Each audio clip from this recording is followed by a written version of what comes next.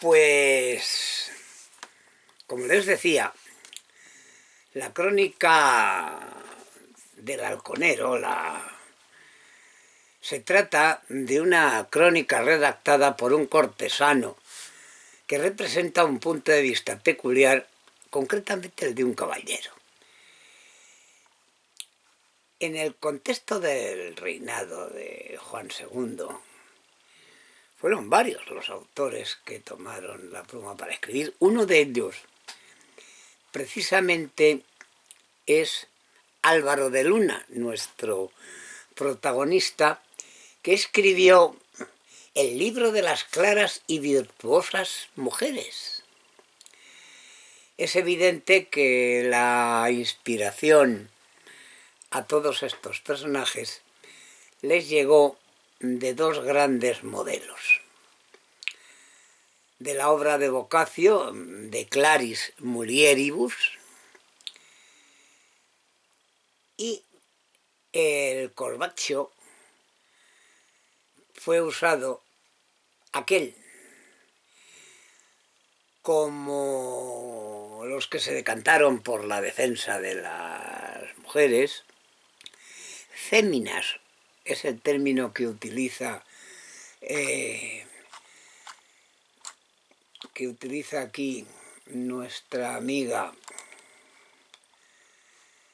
María del Pilar Rábade Obradó, que es la autora del informe que me sirve a mí de guía para hablar de estos temas. Como les decía,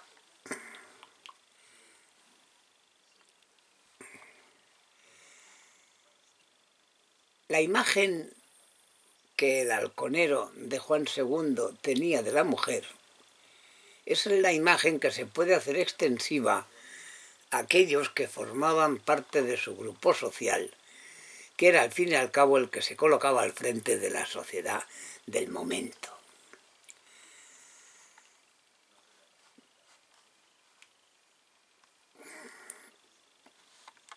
Mientras la obra de Álvaro de Luna estaba destinada a ejercer una especial influencia debido a la gran relevancia de su autor, la obra de Diego de Valera, que fue uno de los personajes más activos y polifacéticos del rey Juan II, como hemos visto, consiguió un evidente ascendiente. Y finalmente Rodríguez del Padrón, que es el tercero en discordia de todo esto, destacó como literato, siendo su triunfo de las mujeres la obra que le garantizó un lugar en la versión castellana. Hemos visto que el rey Juan II empezó a reinar cuando todavía era muy niño, incluso bajo la regencia de su tío Fernando el de Antequera. El reinado que comenzó en 1406 y duró nada más y nada menos que hasta 1454. Y es evidente, por lo poquito que hemos podido rascar de ella, fue un reinado turbulento y complejo, con todo lo que ello implica para quienes leemos historia en los tiempos actuales. Su turbulencia y su complejidad derivan, en primer lugar, de la auténtica guerra civil que, comenzada al poco de que el soberano accediera a la mayoría de edad, se alargó prácticamente hasta la ejecución de su válido Álvaro de Luna en 1453. Podíamos destacar de todo esto la personalidad del rey.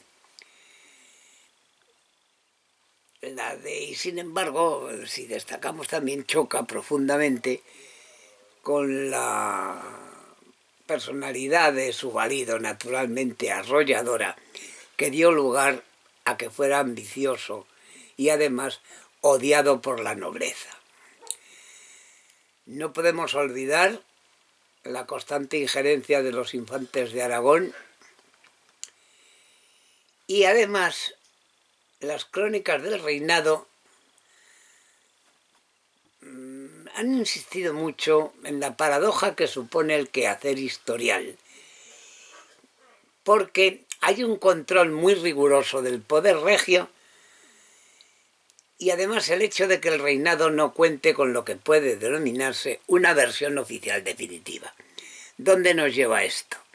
A que evidentemente cuanto más historia leamos, cuanto más historia conozcamos con distintos de la pluma de diversos historiadores, podríamos hacernos nosotros nuestra propia versión de aquella historia que en realidad es lo que nos va a servir para fundamentar nuestra opinión sobre el futuro. Es decir, es eso que se llama conocer el pasado para no caer en los mismos errores. Así que vamos a centrarnos unos minutos en los aspectos fundamentales de la crónica del Halconero. La crónica se divide en dos partes. La primera, que abarca desde 1420, cuando Juan II ya ha accedido a la mayoría de edad, hasta 1441. La segunda parte se extiende desde esta fecha hasta 1450. Si la primera parte parece ser obra de Pedro Carrillo de Huete, la segunda podría atribuirse a Fray Lope de Barrientos, uno de los más destacados eclesiásticos del reinado en esa época. De ahí las diferencias que se observan entre las dos partes. La primera se caracteriza por encima de todo por su pretensión de llevar un escrupuloso registro del itinerario seguido por el rey para levantar acta cronológica del modo en que llegaban a la corte las noticias y los personajes más diversos, informando al monarca de hechos y sucesos que encontraban en él a su natural receptor. Así, es el único cronista que consigue fijar un retrato positivo de este rey, convirtiéndolo sencillamente en centro de un orden político que depende de su sola presencia, al tiempo que la corte, por primera vez en esta tradición historiográfica, adquiere conciencia de su propio valor. Otro aspecto a destacar de la crónica del Halconero es su tono de marcada objetividad, aunque también es cierto que pone mucho empeño en defender la figura del rey y en justificar las acciones que se había visto obligado a adoptar, de tal modo que la crónica resulta un soporte de la figura regia. En estas circunstancias, en la crónica se presenta la corte como un espacio político y militar que tiene al frente un soberano que vigila con aparente celo la marcha del reino. En el comienzo que es abrupto, los dice la autora, como un final, en este caso de la segunda parte, pues la crónica finaliza en 1450, dejando cortado un capítulo relativo a las estrechas relaciones que vinculaban a Juan Pacheco, marqués de Villena, con el futuro Enrique IV. Pero lo que hay que destacar es la escasa importancia que el cronista otorga a las mujeres, que son siempre personajes claramente secundarios a los que se concede poca relevancia. Esto lo veremos más adelante.